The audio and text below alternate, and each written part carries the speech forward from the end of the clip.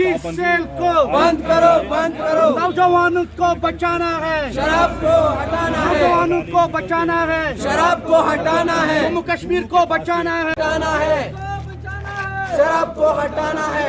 Of alcohol except for the medical purposes. Therefore, in light of this, the hundreds of the people have signed that poster also, where we comprehend that this ban, that this prohibition should be enforced. Now we have presented this memorandum to learned Sub-Divisional Magistrate ڈورو in presence of Tahsildar Executive Magistrate also, who took note of it.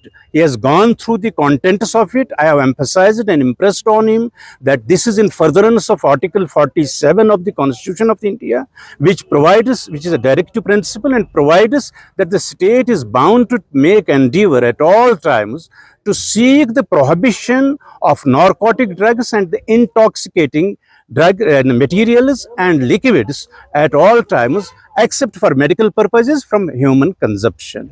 I'm claiming the ban on prohibition on same analogy as is existing, as is in force in two big states of India, that is Gujarat and Bihar, and other two states, the Mizoram and Nagaland. We claim analogy for prohibition on that principle.